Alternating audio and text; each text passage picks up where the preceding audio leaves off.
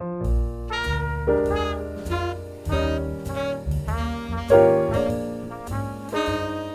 right, class is in session once again, and I am honored and privileged to be in the presence of someone I've been so anxious to speak with and learn from and dive in, create some discourse. Doctor of clinical psychology and certified school psychologist, activist, lecturer, leader, teacher, professor. The list goes on. Author of Psychoacademic Holocaust, the Special Education and ADHD Wars Against Black Boys. The one and only Dr. Umar Johnson, my brother. Peace and black power. Good Thanks to for see having you, me. man. Yes, Come on, sir. man. Yes, sir. Had to get to it. Absolutely. We talked about it for some time, man. I've been a fan of your wisdom and your knowledge and your movement and your outspokenness. You know Yes, what I sir. mean? On so many different platforms, I've seen you go toe to toe and head to head with the best. And Yes, sir. and really just being unapologetic, and, as you know, you could call it unapologetically African. Yes, And, sir. Yes, sir. Where did that come from? Where does that ultimately this drive to feed our people and to be so strong in your rhetoric? When I was in the third grade, we lived in North Carolina. My father was in the Marine Corps. Okay. And it was in North Carolina that I decided I wanted to be a psychologist. Okay. I was the oldest boy, didn't have an older brother. Right. So I said I wanted to be the older brother that other children could talk to Right, if right. they had problems. Got it. So Okay. when we moved back to Philadelphia, Meade Elementary School, which is in the heart of North Philly, the ghetto, Yeah. we had a Black History class, Okay. which was mandatory, by the way. Yeah. So I thought Black History was required because it was for us. Right. So our Black History teacher was a sister by the name of Mrs. Green. And Mrs. Green really planted in us a love for self and a love for knowledge of self. So in many respects, I am an example of what happens when you're taught who you are at an early age. So 4th and 5th grade was Black History. That was elementary school. But then right around the corner was the Philadelphia division of Marcus Garvey's UNIA. Okay. And so when I graduated from college, I joined the Garvey movement.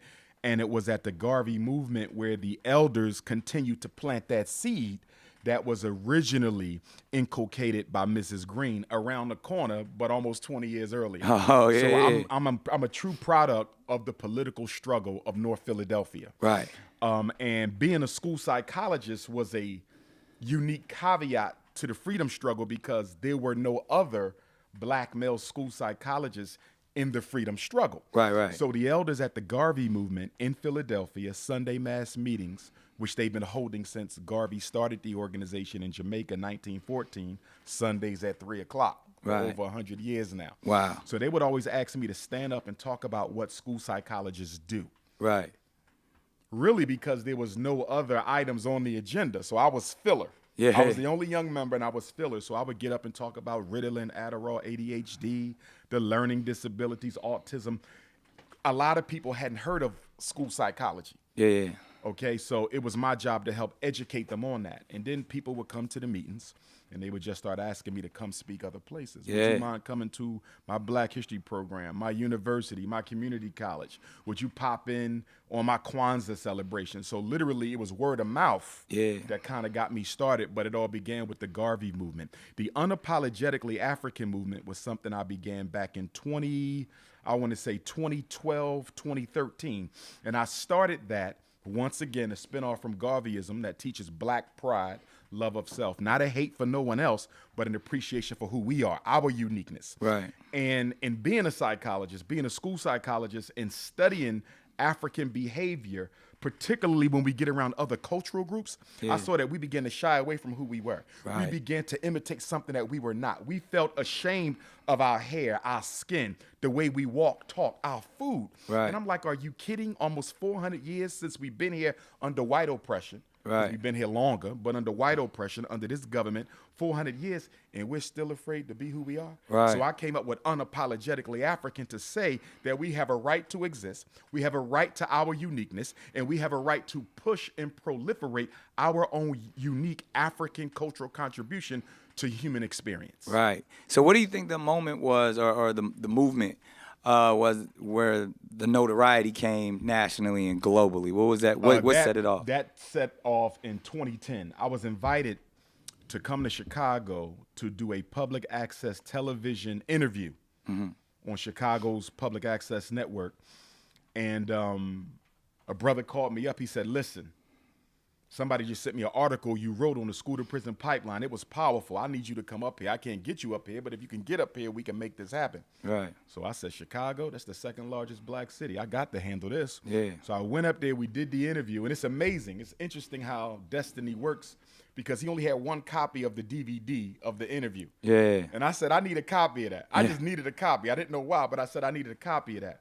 He said, this is my only one, but he said, you know what, I'm going to give it to you because I can get another one next week. Yeah. So he gave me that DVD. Had he not given me that DVD, we may not even be here now because what happens is 3 weeks later, I speak in New York City for the first time, Harlem. Right. Now, I've spoken in New York before, but it was strictly for the Garvey movement, never a public lecture of my own. Right. So at the National Black Theater, 125th and 5th, I brought copies of the Chicago interview. So you see, these are the two largest black cities. Right. And so when it comes to my rise within black consciousness, I really have to hang my hat on the support I got from New York City and Chicago. Yeah. Because it was the Chicago interview and then the New York lecture. Once I did that lecture, I'll never forget it, October 30th, 2010. It was the night before Halloween. It was a nice turnout, but I didn't think nothing of it. I'm just doing what I do, giving the information out. And literally, brother, when I tell you within 48 hours, I was a household name. Wow. Within 48 hours, I was a household name. Like my phone was just ringing nonstop. 2011 came, I think I did an interview at least once every day for 365 days. Wow. It caught me by surprise. Yeah. I was in Philly working as a school psychologist, doing my thing, and then the invitation started coming, and I said, okay, you got to make a decision because this is taking you away from your practice. Right. I evaluate children for special ed. I can't do that and travel. Right. So I decided to sacrifice the testing and do the traveling, and it was a good decision because I was able to help push the message, not only the Pan-African message, but also the school to prison pipeline message to tell parents, stop getting your children tested, stop putting them on Ritalin, stop buying into these diagnoses because they're not solutions. They are feeding the school to prison pipeline. Right, and I mean, that's been one of your strong messages, and I tapped into it pretty early just based off of feeling like I was almost a part of that pipeline, somebody that, second grade diagnosed with ADHD, and, my family was challenged to put me on some type of medication, but otherwise they gave me some, it was interesting, they gave me another type of test that I actually scored the third highest in the nation. Woo. And then so from that process of thinking like something might be wrong with this child, it then implemented me into the GATE program in California with the Gifted and Talented Education. Absolutely. And from there, even my grandmother having that foresight that, man, maybe if we challenge him, and he won't act out in that certain way. So beginning to get me involved in everything from, other languages and music. And for there, it's like, it's a simple concept for me. It's like, a lot of us, we don't have learning disabilities, but we're so far advanced Absolutely. In our understanding and our movement that we're just not challenged. Absolutely. In fact, you just basically explain what's really going on with black boys and so-called ADHD. It's not an overactive brain. It's above average intelligence. Yeah. You see, the issue is that public school is not designed to identify black boys who are gifted. The gifted movement was started in the aftermath of school desegregation, 1954, to resegregate black kids from white kids. So after the Supreme Court said you can't use race to separate the students anymore, white power said, well, we need a new excuse. Right. So they invented the mentally gifted movement. Right. So instead of saying we're putting the black child in a separate class or putting the white child in a separate class because they're black or white, we're excluding the white kid from the black class because they're too intelligent. So it's not about race. Wow. It's about intelligence. Right. So MG became the new strategy to resegregate the students. Wow. You see. Yeah. So if we're using giftedness to explain away black kids away from the white kids. We can't possibly use giftedness to help support black children. Right. You see, Yeah, but yeah. the problem with MG, Nick, is that not all the white kids are gifted either. Right, You right. see, Yeah, so yeah. even though you were helping some of them get out, a lot of them weren't smart enough to qualify for MG. So Right. then they had another problem. They said, well, what about the ones who don't make it? We Right. still don't want them learning with the black kids. Right. So that's when they invented the learning disability. But in my work, at least half the black boys I've ever evaluated were mentally gifted, not ADHD. Yeah. But the school has a one-track mind. They are trained to look for problems, not talents. Right. One more point to that. Mental giftedness used to be part of special ed law. That means what? Special ed is money. Right. Whenever I say a kid is retarded, autistic, emotionally disturbed, reading disabled, math disabled, their name goes into a computer. That goes to the State Department of Education. They get a welfare check by the end of the month for that child. That school does. The school does. Special ed is money. Right. Special ed is money. It ain't about helping nobody. Wow. Now, gifted used to be in there. That Right. means what? When you were tested for gifted and qualified, Right. your school district got money for you. Wow. Right? Yeah. But when former President George W. Bush reauthorized special ed law in 2004, actually before he reauthorized it, back in 97, I want to say, they took MG out of special ed law. That means what? You no longer get paid Money, yeah. for identifying smart black children. Right. Since they've taken that out, if you look at the gifted rates of black kids, Yeah. it's almost non-existent. Wow. Retarded up here, reading disabled up here, ADHD up here, MG all the way down here, and it's even worse now because they're not being subsidized to find the talented black boys. Wow. So that brings up an interesting point that you discuss in your book about labeling on both ends of the spectrum. You know what I mean? Like a kid being gifted, a kid having mental illness. At some point, yourself being a child psychologist, you have to actually apply those labels to different individuals. Just that concept of, compartmentalizing children. Yep. Ultimately, is that helpful? Or ultimately, It's very unethical. To me, it's a human rights abuse. And I would even argue that the mental health exploitation of black children and the miseducation of black children not only constitutes a modern day Holocaust, I think it's one of the greatest examples of human rights abuse in the world today. Right. Like we hear about the genocides and we hear about hunger and we hear about political oppression. But Right. what about the miseducation and mental health exploitation of black children? It's right up there. Right. But to your point, 3 reasons I have an issue with child mental health, even though I'm in child mental health. Right. Issue number 1, children are not self-referred for therapy. Right. What does that mean? If I'm 8 years old, right?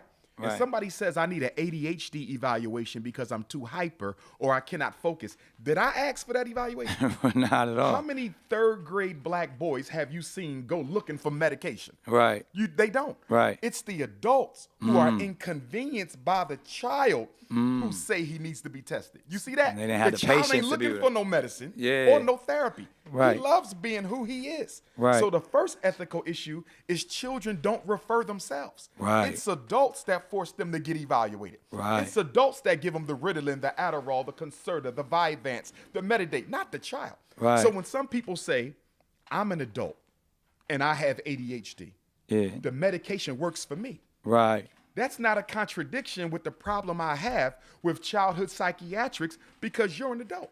So Right. you can refer yourself. You can also speak eloquently as to the side effects that medicine is causing in you. Right. But that 8-year-old Can't. can express the fact that I can't go to sleep because of this medicine. Right. That my hunger, my appetite is different because of this medicine. Right. You see, I'm sleeping too much because of this medicine. That child isn't old enough to know that that medicine might affect his ability to have children Right. later on in life. They don't know that that medicine is beginning to trigger psychotic symptoms, Right. homicidal, suicidal ideation. So if an adult wants to take medicine, that's your prerogative. You're an adult, you can protect yourself. Right. An 8-year-old cannot. Right. The second ethical violation is it's all about the money. The American Psychiatric Association is indebted to the drug companies. They run it. Right. Do you hear me? Yeah. We talk about politicians being indebted to the corporations. Yeah. Well, the American Psychiatric Association is indebted to the drug companies. Right. All of which publicly trade on Wall Street. Wow. and they fund the diagnoses. Wow. Because they create these medications that need to be sold so they can make dividends for the investors. Right. So they go to the APA and say, listen, we got a new medicine, so you got to create a disorder to feed this medicine. Wow. How much do they make off ADHD meds a year? $30 billion.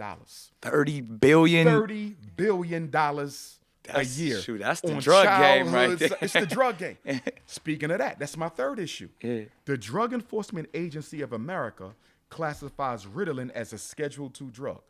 Ritalin is in the same category as opium and cocaine.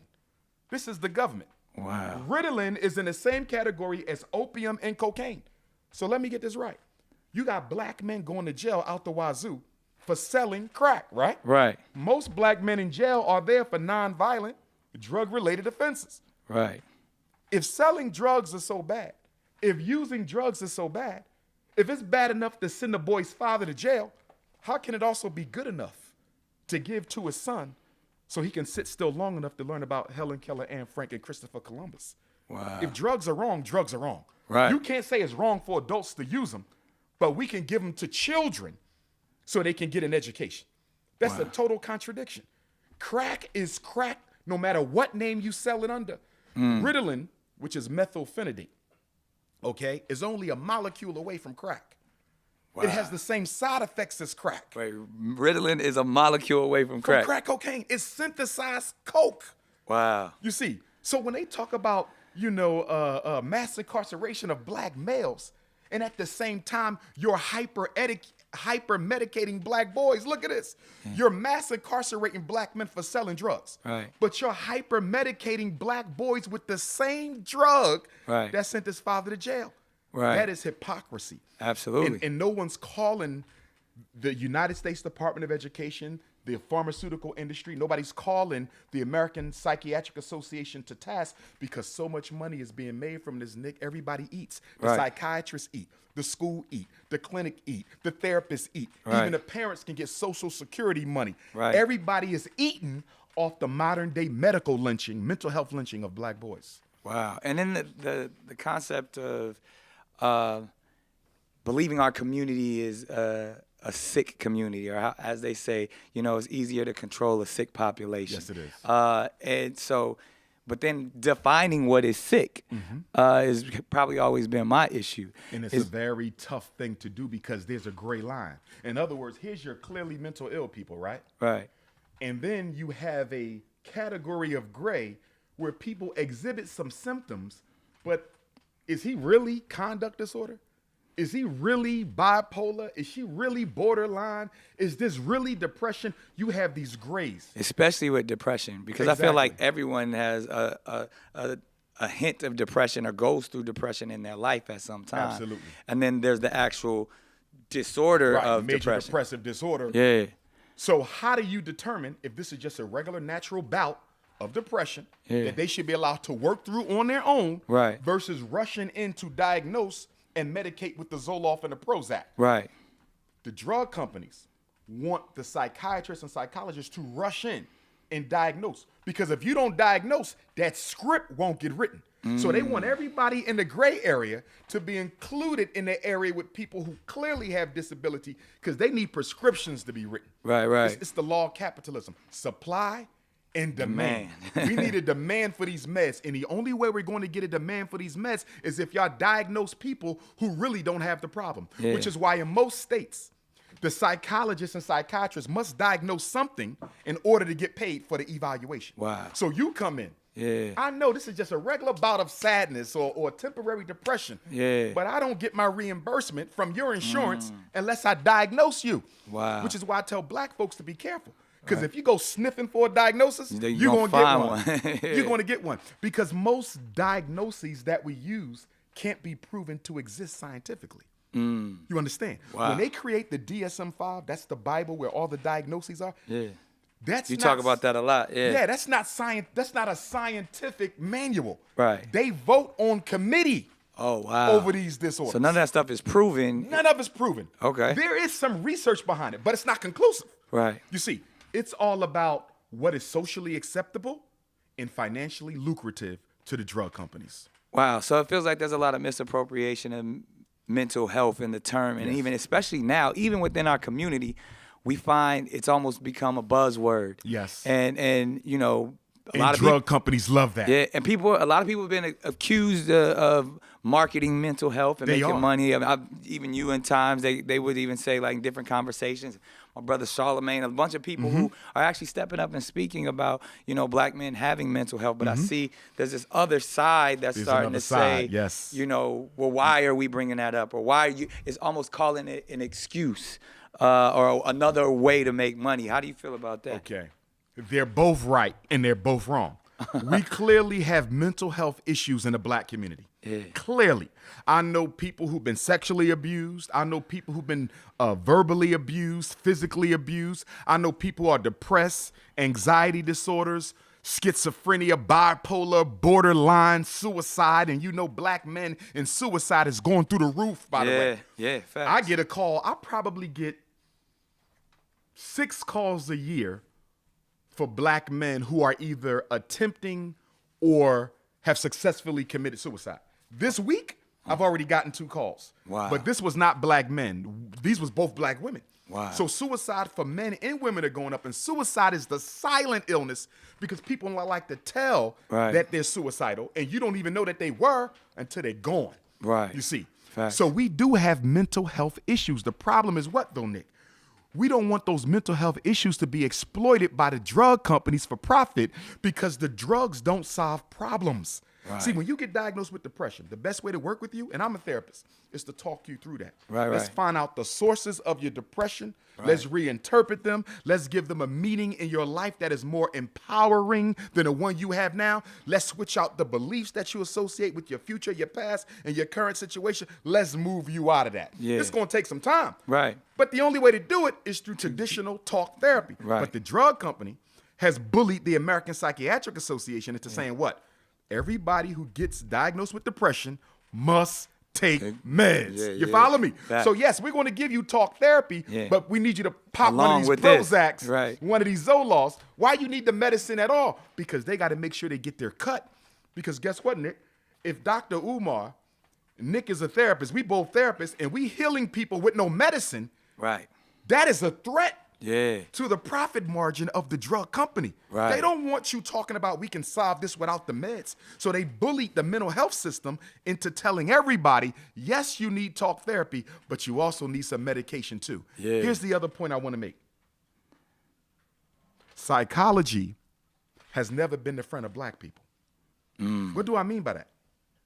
Do you realize that the segregation system, white supremacy itself, was born in the mind of the psychologists? It was the psychologists who gave birth to black people are animals, white people are gods. You follow what I'm saying? Yeah. It was, and all their names are escaping me right now, but all of the white fathers of psychology believed in African racial inferiority. Eugenics. Freud, all of them. All of them. Darwin, his All cousin, of them. his cousin. Exactly. All of them. So when you say black people need to go to the psychologist, I'm saying you're sending them to the same people who engineered the popular beliefs of not only African racial inferiority, but who also funded the eugenics movement that seeks to depopulate black people off of the face of this earth under the alleged notion that we have defective DNA. Yeah. See, when you hear the news talk about are black men born to be violent, you hear these conversations. Yeah. Maybe they're just animals. Maybe this is who they are. Right. That's eugenics. Eugenics wants to blame political problems, okay, on ancestral DNA. Right. So if Nick Cannon has ADHD, so-called ADHD, because I don't believe in it, Right. it's because of defective DNA. If Dr. Umar Johnson can't keep a job, it ain't because the American social order hasn't created enough jobs for black men. It's because he don't feel like working. He's lazy. Exactly. If I beat up my woman, it's not because of the stress under which I live. It's because it's that African chromosome, you understand, that's triggering that behavior. So black people have to be careful because I'm starting to see black folks who mean well buy into this notion that mental illness is genetically programmed. That's Right. dangerous. Right. Because that's what slavery argued. Right. That these people are backwards, not because we made them that way, because we have cut them off from any type of formal learning and Right. socialization, but because of defective DNA. They're Mental health, feeble-minded. absolutely. That's Galton. That's the Sir Francis Galton, the father of yeah, eugenics, yeah, good yeah. stock. Yeah. And he's worshipped in psychology. That's he's crazy. a god in psychology. And he's crazy. one of the most racist psychologists who ever walked the face of this earth. So Yeah. when you tell us to go to the psychologist, I'm concerned about that because psychology helped create the mental mindset that America operates under that is so responsible for so much of the oppression that we face. And on top of that, when you go to therapy, there's a client-therapist privilege, right? Right. You come to me for therapy. I'm not allowed to disclose what you tell me. Right. But there's a caveat. Right. The system says if you say anything that's suggestive of the fact that you're committing child neglect or child abuse, I got to report you. Right. So I'm coming to you because I need to talk about these demons. Right. But at the same time, you're not telling me that if I say something that is potentially incriminating, Right. you got to report me. Right. And I can end up losing my children Right. because I came to therapy trying to get some help. Wow. Do you see that? Yeah. So for me, it is the job of the black psychologists, the black social workers, the black counselors to evolve a mental health service system where we can solve the mental health issues of our own people. Because if you send black folks en masse to the white mental health system, there's going to be more people losing more their children, incarceration. more incarceration, and more what? Drug addiction. Yeah. Look at that. Yeah. Look at that. You're going to get more drug addicts. Yeah. You're going to get more children snatched from their Now, family. now the money just ain't going to the dope man. It's going to the system. The money going to the system. You can't send people to get their problems solved by the same people that cause those So problems. what is the answer? I mean, based off of, because if not, we'll self-medicate, or if the system isn't the answer. I mean, obviously we can always say education, but for a community that's obviously disenfranchised and there's so much going on, we see the resilience Yes. Yes. that we've been up against for generations. But is there truly an answer, or is this just a conversation of like, hey, be aware because this is going on? But I feel like if the system's not the answer, if Cultural self-determination is the answer. Let's look at what everybody else does when they come to America. When the Chinese show up, when the Arabs show up, when the European Jew shows up, when the Mexican shows up, the Latino shows up, the They first was already thing here. they do, right? But the first thing they do is they create a political, economic barricade around their interests. right. The minute they land, Yeah. they're not trying to integrate or participate. Facts. They're trying to accumulate. Yeah. They're not trying to integrate or participate. They want to accumulate, right? Right. So I always most say major America cities, is an ATM machine. absolutely. Most cities have a Chinatown. Right. Most cities have a Little Italy. Yeah. Most cities have a Jewish community. Yeah. Most cities have a Latino community, Yeah. right? Even in Philadelphia, where I live, we're seeing Cambodian communities, Arab communities. Yeah. Everybody got a town of their own in most major cities, but there's no black town in America at all. Part of that is due to the psychological homelessness that slavery bred into black folks. Right. We are ashamed about being black, hence unapologetically African. Right. We don't want to be black. In other words, the one thing that becomes a positive weapon for most cultures, Right. okay, is actually a weakness for black people. Right. Because since our blackness has been the source of so much of our pain in America, the last thing we want to do is rally around it in order to solve our problems. Right. But there is no solution outside of group work.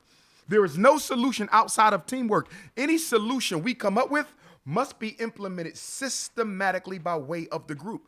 It cannot be individualism. So, Right. for example, you'll hear people say, according to Forbes or according to the New York Times, there's 100 new black millionaires in America as of 2020, right? Right. A Negro who's politically uneducated will say that's a good thing. Right. There's 100 more black millionaires.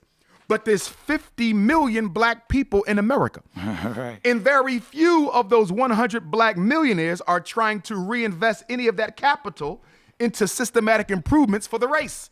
So how can you say black people are doing better Because Obama got elected. How can you say black people are doing better because him and her are millionaires now? No, you judge group progress based on the average quality of life for all members of that race, not a few Negro aristocrats. Right. But in America, they have convinced black people that progress for the Negro aristocracy means progress for the group, and that is incorrect. Yeah, they say what black wealth today is the same as it was when slavery ended. Absolutely, when you compare it to what white folks have. Yeah. In fact, in many respects, we've lost ground. And we've lost a lot of that ground under a black president. Obama is not the scapegoat for everything that went wrong in black America. But the one thing he must be held responsible for is he did absolutely nothing to impact any of the 5 major problems that we have as a people. I have that argument with people constantly. Because they're emotional. Right. It's like arguing,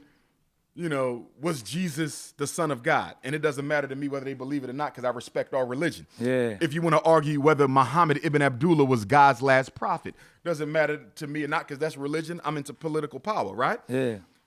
If the person is emotional, they cannot entertain any logical argument you bring to that equation. Facts. So when you talk about Obama, since most black people deal with Obamaism as a religion, as opposed to a political mistake, you can have a healthy conversation about And they Barack usually Obama. don't have the understanding or the knowledge of politics in itself to even don't. understand if anything happened under his reign or not. Absolutely. Yeah. And there's 3 key ideological mistakes black people make when it comes to electoral politicians. Mistake number 1, you don't get into politics to get, you go into politics to protect. Why is every Supreme Court justice a millionaire?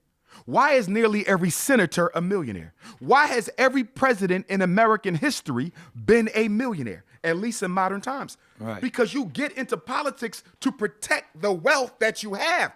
Black people want to spend their money on sneakers and jeans and clothes, vacations and Mercedes and hair and Timbs. Right. And then they want to go to the government and say, give me what I need to do better. Right. But you just wasted, Right. you understand, $2 billion on Air Jordans last year, Yeah. $20 billion on hair care, Right. $4 billion on liquor.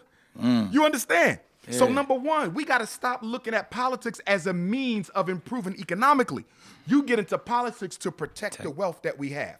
That's number 1. Number 2, we have to get out of this mindset, Nick, that says I have to like you in order to vote for you. You a businessman. I'm sure you've done business with people you don't like. Facts. But it was mutually beneficial, right? Right. So you do it.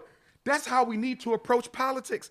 You don't exclude the Republican because he's a Republican. Right. And you don't automatically endorse the Democrat because he's a Democrat. You listen to them both and you choose the one who has an agenda that is closely aligned to the one you're trying to push. But what if they're only pushing personality? What if That's the problem, Nick. Right. Personality means I got to like you. Right. Do you understand? So Obama got elected by black folks. Because we liked him. Because we liked him.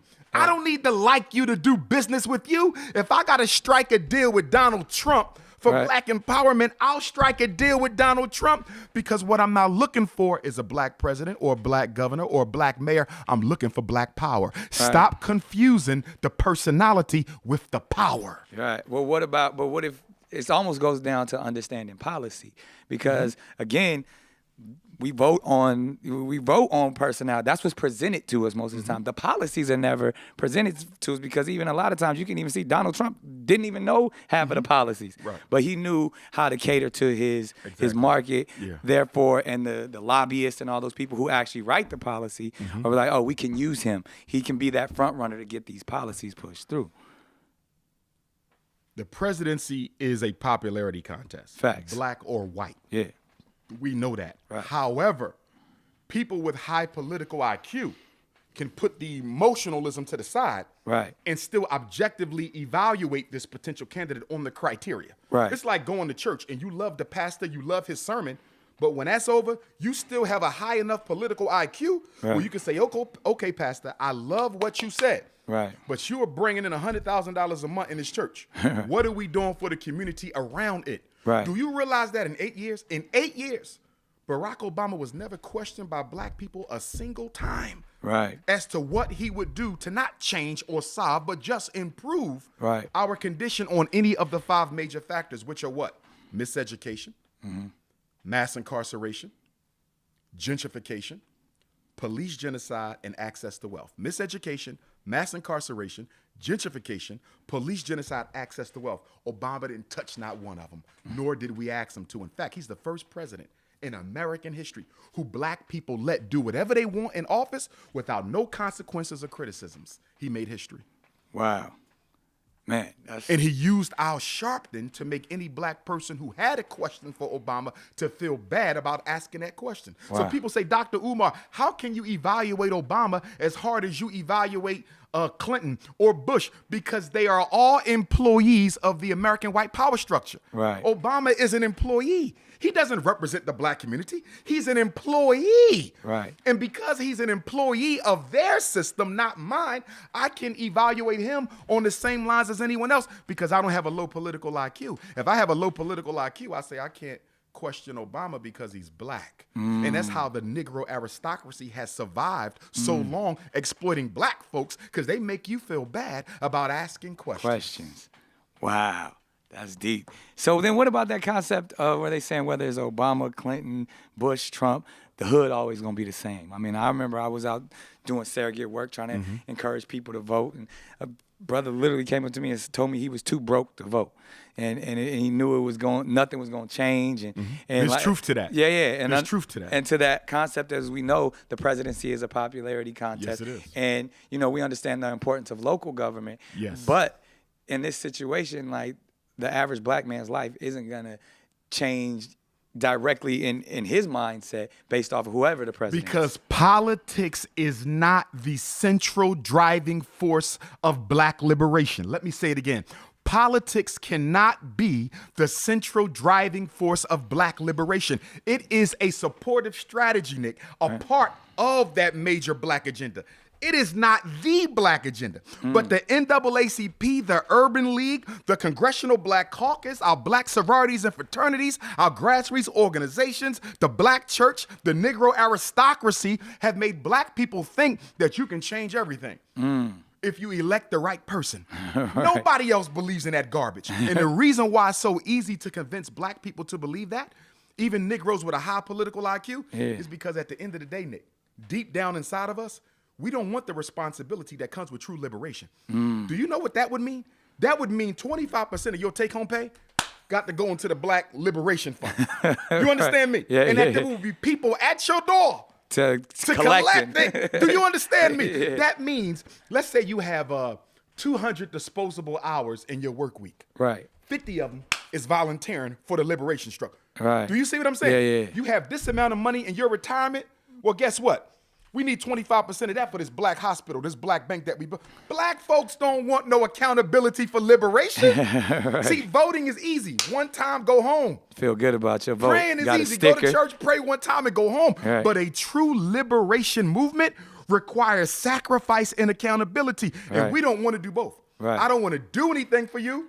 And I damn sure don't want you holding me accountable for what I didn't do. Right. So the reason why politics is so important to black people is because we don't have any other strategies in play. Right. Right. So based off of, but we are a Lone Ranger community. I was about to say, we will vote or literally die because we ain't going to do nothing else. Is that the lack of leadership?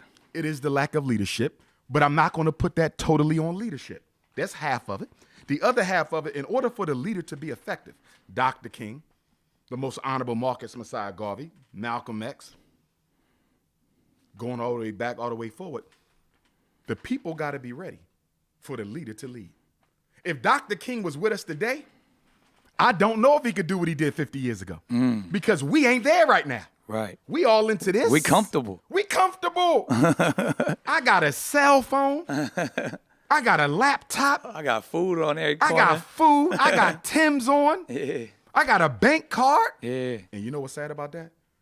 We have equated the trinkets of American civilization with freedom.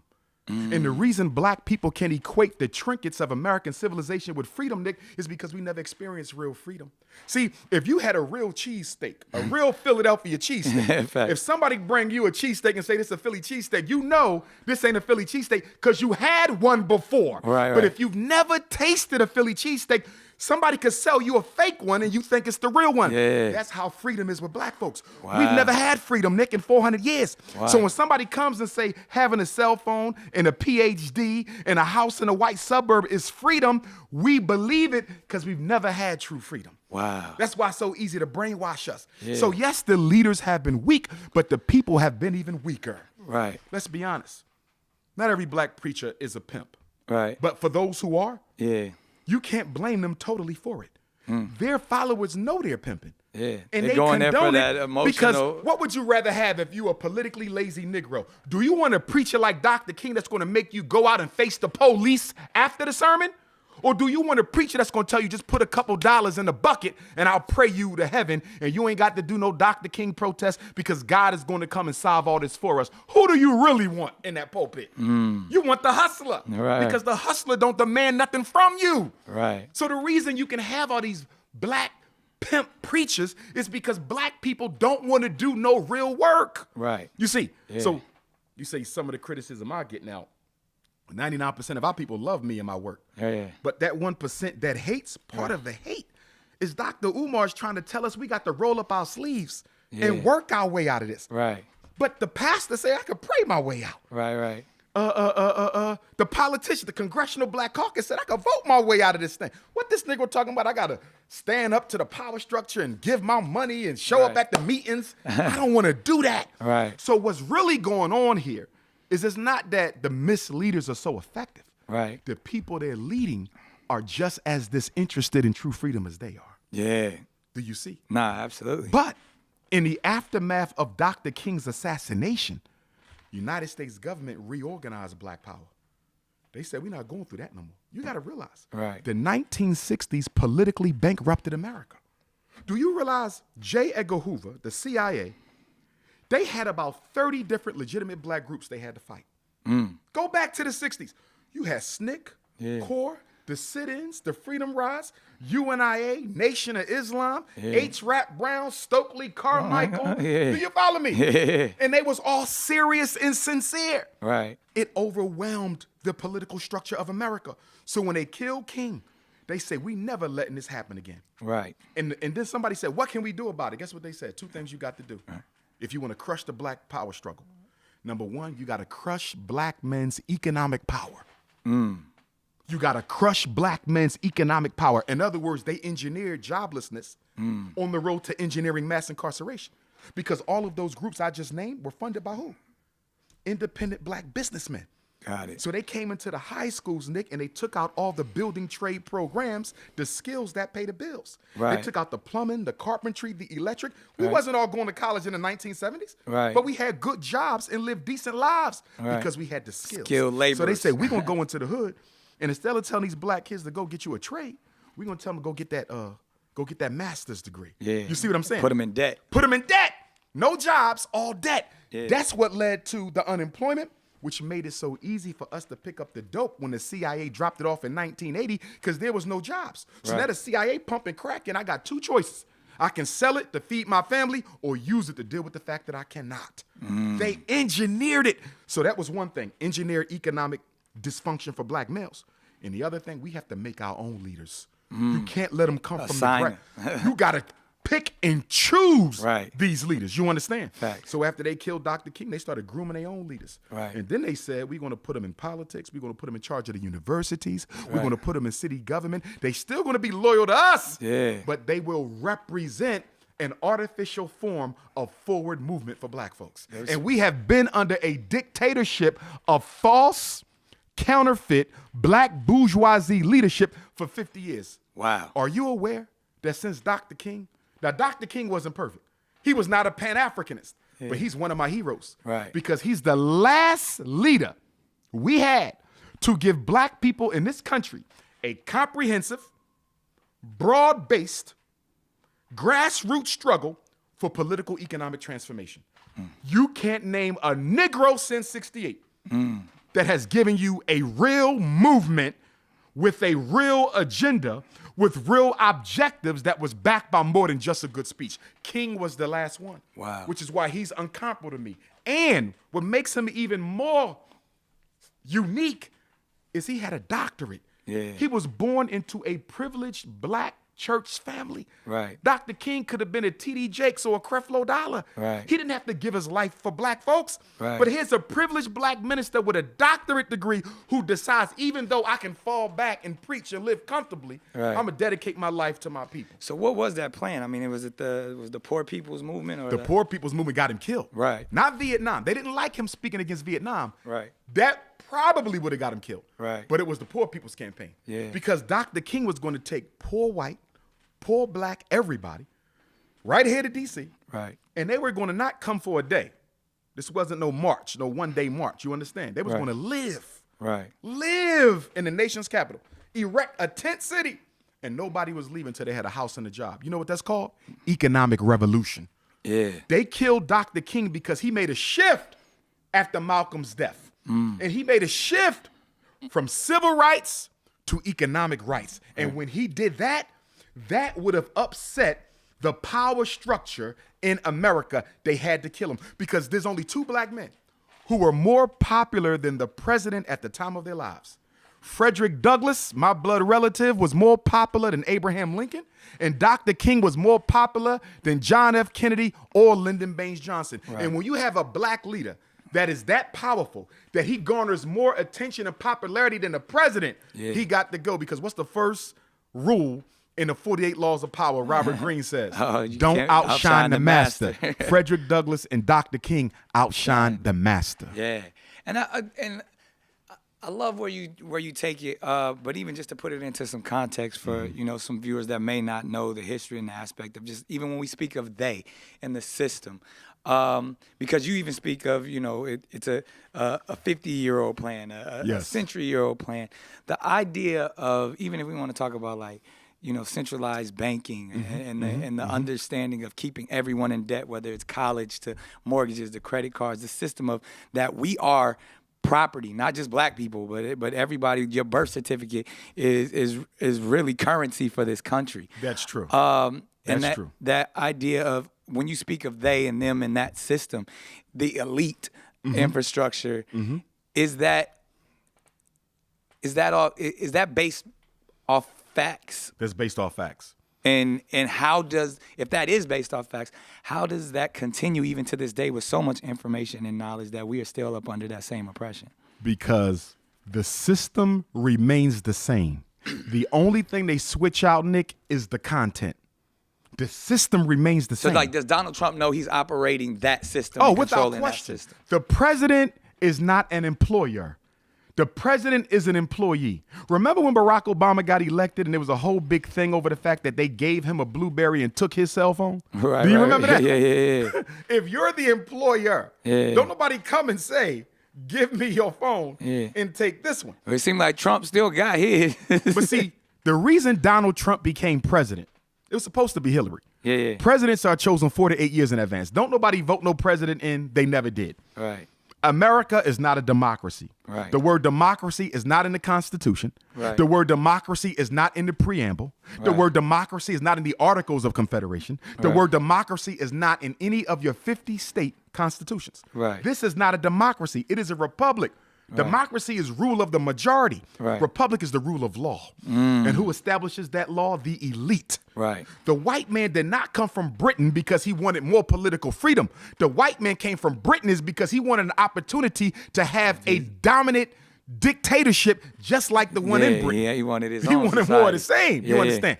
Just like the American Revolution. They didn't fight that for freedom. Do you know why the 13 colonies opposed Britain? Because Britain had already enacted a law to begin the gradual elimination of slavery. Right. The white men in America, Thomas Jefferson and Ben Franklin and George Washington said, how you going to outlaw slavery? We ain't done using it We're yet. getting money. They fought the American Revolutionary War. This is fact. The American Revolutionary War was fought because the white man in America needed slavery to continue. Right. And the crown was looking to eliminate it. Right. It had nothing to do with freedom. It was about keeping us in bondage. But again, they switch out the content, Nick, but the system remains the same. Right. You see, you saw the situation that happened with the NFL the other day. The Browns versus the Steelers. Yeah. And at the end, the brother hit the white quarterback over the head with the helmet. Right. He was wrong. Right. And he may even need a punishment for that, right? Yeah. But to be suspended indefinitely, if that's the punishment, I got an issue with that. Yeah. Because I've seen white football players do worse Yeah. to black football players on the field. Right. I remember I saw Bill Romanowski of the Denver Broncos spit in the face of another football player and got like a 1-game suspension. Right. I'm not saying he don't get punished, but let's go back and look at the film. Because I've seen black athletes get called the N-word by opposing teammates. Right. Why wasn't that an indefinite suspension? Right. You see, everybody knows the reason why it's indefinite is because the attacker was black and the victim was white. Right. But nobody's dealing with the fact that that white quarterback kicked him in the groin. Right. Nobody's dealing with the fact that he tried to went take his helmet off first. Do you Yeah. understand? Yeah. But and I asked everybody the question. If the quarterback was black and he was hit over the head by a star white defensive lineman, would he have been suspended indefinitely? We all know the answer is no. Right. There's a double standard in America. And part of the problem I have, Nick, is I'm getting tired of black male celebrities volunteering to assassinate black masculinity by defending the things that white people do to black folks. I'll give you a couple of quick examples. Not to put nobody on the spot, but I'm going to put it out there. And I ain't got no issue with these brothers, by the way. I'm just showing you an example of dysfunctional behavior. Yeah. I was watching Skip and Shannon. Yeah. Lil Wayne was on there a couple years ago. Yeah. This is right around the Colin Kaepernick situation. Yeah. And Skip asked Lil Wayne a question to the effect of, what is your opinion on what's going on with the Colin Kaepernick piece, police genocide, race relations in America? Right. And Lil Wayne, and I'm paraphrasing, I don't want to get the brother's words wrong, but he said to the effect that I'm the wrong person to ask Right. because I've never had to deal with that. I had to replay that. I said, did a black man just say on national TV that he don't have an opinion on racism because he never experienced any? You are from, what, the 7th, 8th ward of New Orleans? From the hood, right? And on top of that, chocolate brother. Right. Okay? Barack Obama is the most privileged black man in American history.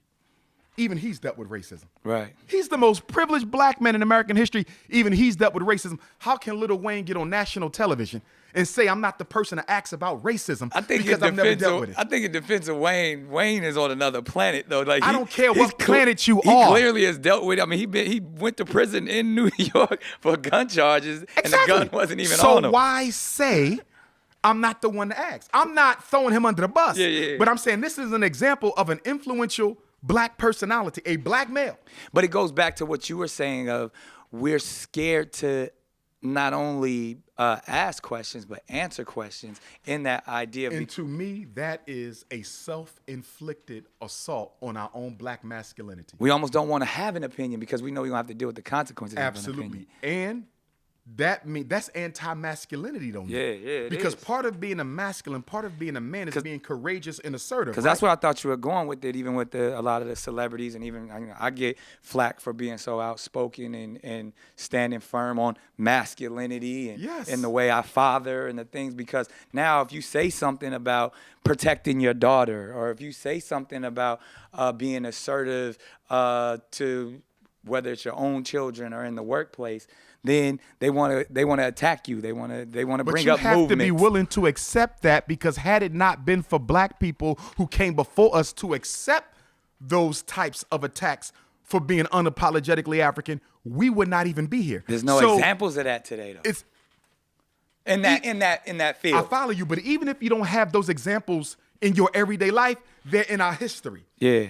Everyone knows what Nat Turner did. Everyone knows what Harriet Tubman did. Everyone knows what Martin Delaney did. Well, we too busy chasing the bag. That's true, but that does not justify or excuse your behavior. Yeah. I'll give you one more. And then I want to give you one where I felt the brother did a good job. Okay.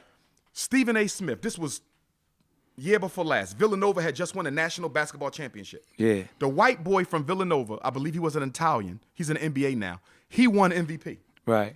It came out later that he was using the N-word. I don't know if he was a rapper or he was in the conversation. He used the N-word. Right. And so it made national news. Right. Stephen A. Smith volunteered to be his defense attorney to the black media and started talking about how much he didn't mean to use the N-word. It was taken out of context. In hip hop, that word is used. And I'm watching a black man on national TV defend a white man's right to use the N-word without even being asked to do so. I'll give you another one. When some of Eminem's old lyrics was discovered, remember that? Yeah. And he was calling black girls dumb and ugly or whatever the case may be. Rapper after rapper, without even being asked by Eminem to defend him, rushed to the radio and started defending a white man's right to use the most horrific, the most gruesome, and the most grotesque word ever used to defend black folks. That is anti-masculine behavior. You don't ever go on the defense of your oppressor against your own people. And then here's a positive example. T.I. Yeah. He had, what's that guy? He deals in that alien stuff. Michael, on the show, he had the guy, what's his name? Just the alien. I'm trying to think what you talking about.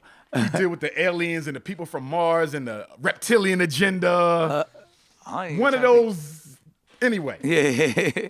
The guy was going in on Candace Owens. Oh, right. T.I. had just did a thing on the platform with Candace. They disagreed. Yeah.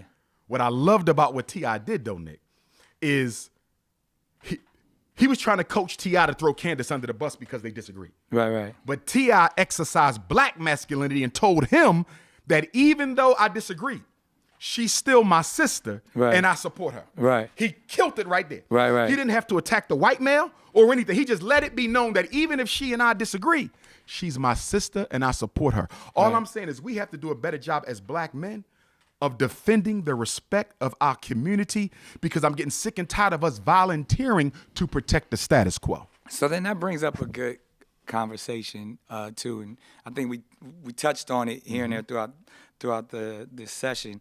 Is there tends to be, especially in the conscious community, you have highly educated, full of wisdom and knowledge individuals, but for some reason we tend to use this information to almost be boastful and as a competition. And we find ourselves that, I have this belief. I'm a Pan-Africanism believer. I'm a believer in whatever your religious or political beliefs are. And then we find ourselves using our platforms to challenging, and disgracing each other in public. In public. In other words, here we go again. So you got the brothers gangbanging on the street, right? Right. Now we go into black consciousness, right? Right. All you did was switch out the what? The identity and the ideology. Right. Right? Yeah. So instead of Crip blood, it's now Pan-Africanist, socialist. Yeah. Nation of Islam, Guys and Earths. Yeah. Nawapi and Hebrew. And I'm not saying they're gangbanging. I'm just using them, as examples, right? We're doing it in public. We're doing it in public. And the things where at a time like this in social media, would Martin and Malcolm be going at each other? Absolutely. On Instagram? Well, Martin and Malcolm wouldn't go at each other because Martin and Malcolm were both sincerely committed to the struggle. One caveat I would add to what you're saying, because I totally agree with you.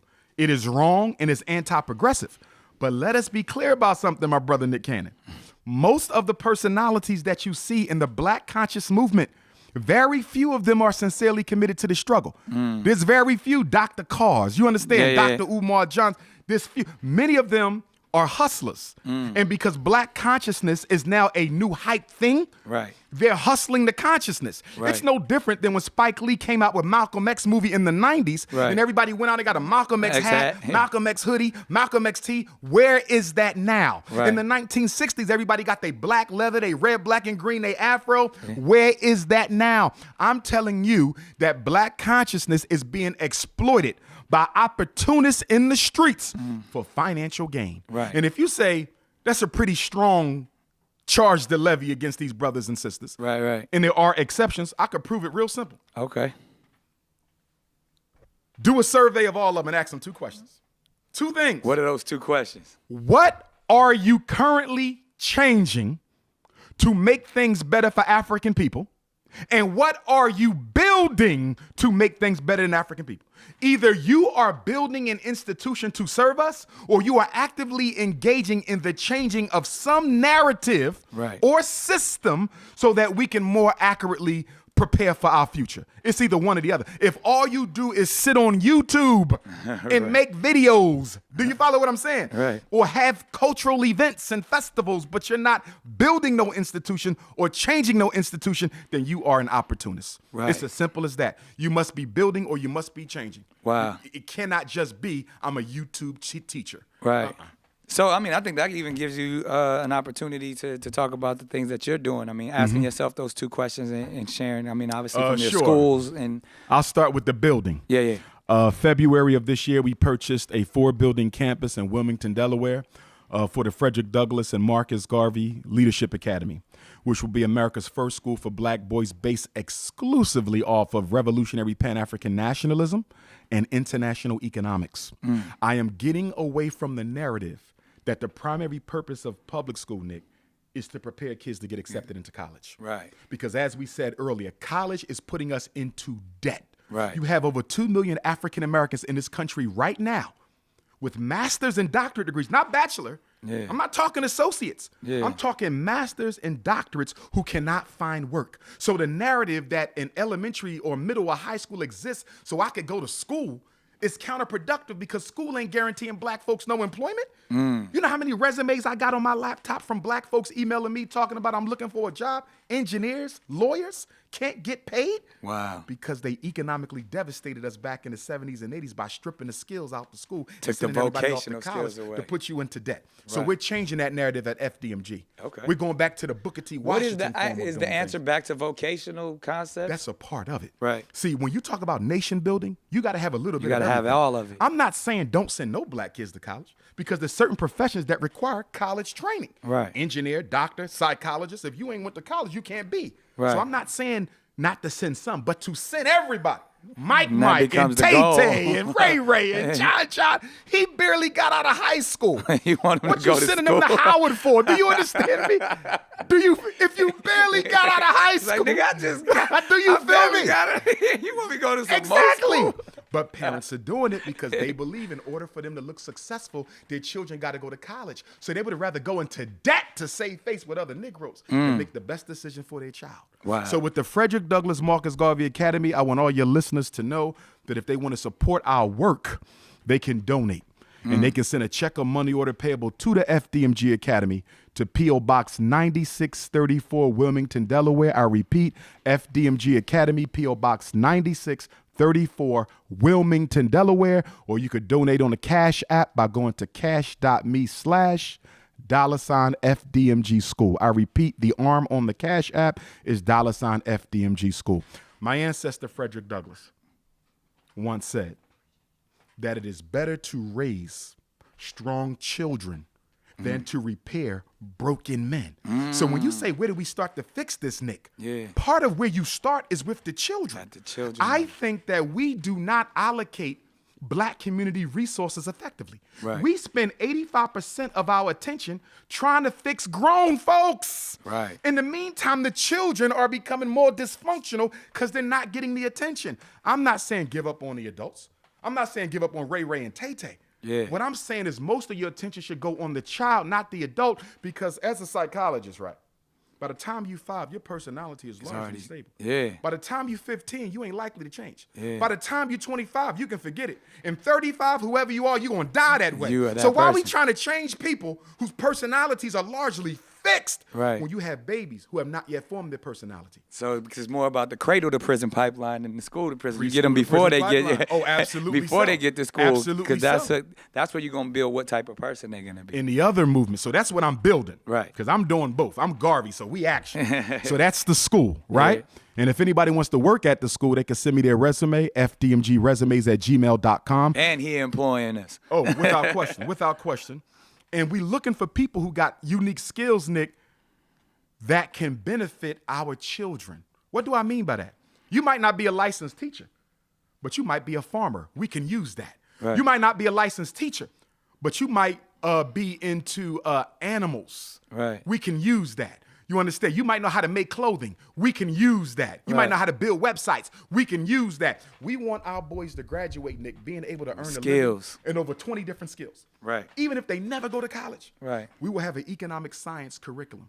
They Right. will be taught real estate. international investments, stock market. They will be investing in penny stock, 3rd grade. Wow. We're not playing games. Yeah. We're not playing games. Because for our women to respect us again, let's understand something. The contempt that the black woman has for the black man, Nick, to some extent, it is justified. It's justified. Why is that? Because when she look at other women, she see that their men can do things for them that we can't do for them. Don't get me wrong. That's not all our fault. We didn't ask to be here. None of the institutions that oppress black men are ruled by black men. We don't rule the prison system. We don't rule the school system. We don't rule the economic system. So it's not all our fault. Right. But I understand where the sister is coming from. And if we want to change the way our women value us, then we're going to have to economically empower ourselves so they can come to us with our needs. And we can say, sister, I got you. Right. We got to be able to walk into these department stores and fast food restaurants where we see black women being disrespected daily by Anglo-Saxons to Arabs and say, sister, you don't need this. Come on, I got a job for you. And not only take her to the job, but not try to get any shooky nookie on the way to the job. Do you understand what I'm saying? So we can fix, let me give you this point. You know why nobody really feels sorry for black America? Despite everything we go through. The Trayvons and the Sandra Blands and the jail and the schools. We're the only African population on the planet, Nick. On the planet that can solve their problems themselves. No other African population can solve their problems themselves, with the exception of maybe Canada or the United Kingdom. Right. But most African communities are dependent to some degree on the government for intervention. Not us. We are $2 trillion people. Not us. What's going to happen next Friday?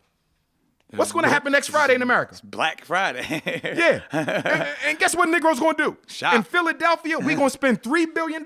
Listen to this. I didn't say million. I said billion. Right. In Philadelphia, Pennsylvania, the 5th or 6th largest city in America, we're going to spend $3 billion on Christmas. Can I ask you a question? Yeah. If Philadelphia has a population of 1.5 million, half of that is black, so we about 750,000. Right. And if we're going to spend $3 billion in Philly, being a population of 750,000, could you imagine what the New York City Black Christmas bill is going to be? Yeah. Can you imagine what the Chicago Black Christmas bill? Yeah. Can you imagine LA and Atlanta. Houston right here in do you understand me? So how are you going to cry about not having good schools, poor health care, no jobs, no banks, no supermarkets, no factories, when you're wasting billions of dollars on garbage? Oh, man, we got it. Do you see? So you can take the slave out of slavery all day long. But until the slave takes the slavery out of himself, he will never be free. It must be a psychological revolution, Nick, before any other revolution. If you don't change the way we think about ourselves, our future, and our oppressor, nothing changes. The mind is the first place to make the change. What did Dr. Carter G. Woodson say in Miseducation of the Negro? He said, if you control a man's thinking, you don't have to worry about his actions. If you bring him to the house, you don't even have to tell him to go to the back. He'll go on his own. And when he get to the back, if there is no door, he will make the door and walk out of it. Yeah. That is how Dr. Woodson also said it took him 20 years to undo the menticide that Harvard University put inside of him. The most honorable Marcus Garvey said, don't take the kinks out of your hair. Take the kinks out of your mind. So I'm saying we have to have a psychological revolution before we have an economic revolution, spiritual revolution, political revolution, social revolution. Change the African mind. Tear it down and build it up. And that's what we're going to do at FDMG. Man, well, you unpacked a lot. And it's just the beginning, man. It's an honor to sit with you and build with you on this level. Definitely got to do it again. But I'm inspired, I'm driven, and I know a lot of the people listening and watching are definitely going to do the same. So much continued success. Thank you, brother. Thank you. Man, Dr. Umar Johnson. It's a revolution.